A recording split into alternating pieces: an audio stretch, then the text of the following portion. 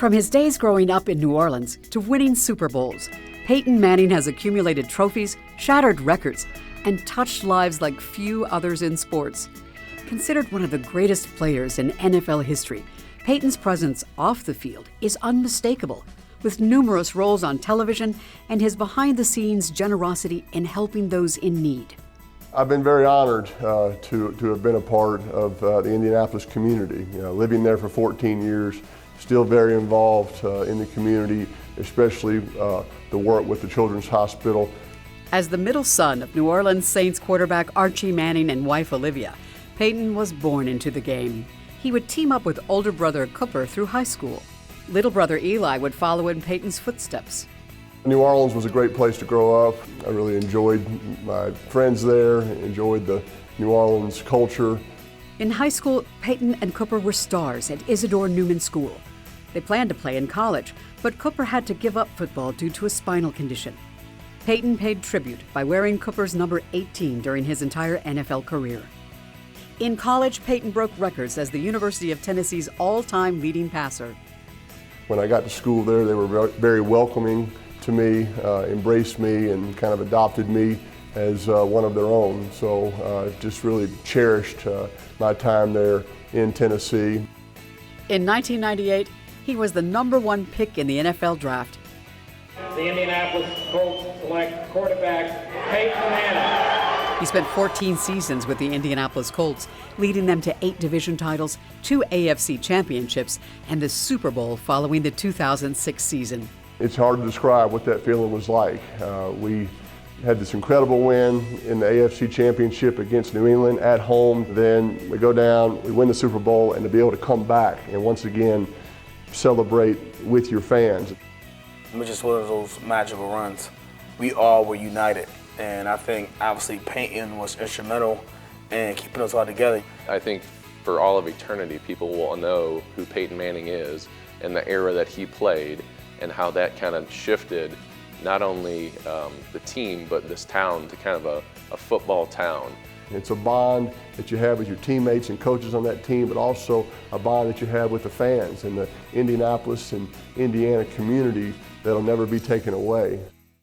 Peyton would lead the Colts to another Super Bowl following the 2009 season, but this time they came up short. Peyton would play one more year for the Colts before missing the entire 2011 season due to a neck injury, which raised questions about his future. And so he said, hey, I'm going to start my rehab process. I'm going to throw for the first time. Would you come out and watch?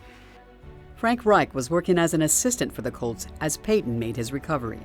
He said, hey, I want you to come watch this, but I got to prepare. Let me prepare you. It's going to be ugly. And he was right. It was ugly. And he could barely throw the ball 10 yards. It was a struggle. And I thought to myself, how is he ever going to play football again?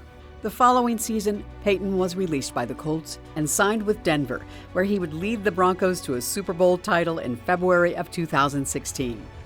Doing that after what I saw in the gym, I can't even. Peyton Manning's the only person in the world that could do that.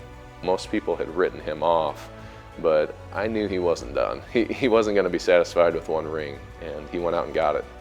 But it shows grit, and he was, never die, never surrender, and I think that's what he did to his last season. Peyton retired from football a month later, holding nearly 24 NFL records. He would not retire from the charitable pursuits that would change the lives of countless children back in Indianapolis. Peyton partnered with St. Vincent Hospital in 1998. He formed the Payback Foundation in 1999 to help disadvantaged youth. And then in 2007, the Children's Hospital was renamed the Peyton Manning Children's Hospital at St. Vincent. Peyton Manning is one of the best medicines we have in our pharmacy formulary. When he walks in, when he shows up, faces light up, smiles, and it's just not the patients themselves, it's their parents as well. I think that's always been a huge part of his DNA, giving back to the community. I think he takes that responsibility very seriously. I'm not sure I've ever seen a stronger example of teamwork than in this hospital. Doctors, nurses, working together, trying to get these patients healthy, get them home, helping their families. We see him as our living legend. We've seen it since he immediately came to Indianapolis and began his visits As his bronze statue now graces the main entrance to Lucas Oil Stadium, many still call it the house that Peyton built. It's impossible to measure the gratitude among fans, patients, and families who have been touched by his compassion. In return, Peyton is grateful. I always will be thankful for the Irsay family drafted me back in 1998. I worked hard every day to try to give Mr. Irsay a return on his investment. I knew that he wanted me to be a good player. I wanted to be a good player for him and for the team and for our fans, for my teammates, for our coaches, and really the entire state of Indiana. That always drove me. At the same time, wanted to do my part off the field as well and try to help make Indianapolis a better place to live. And it's been a great run.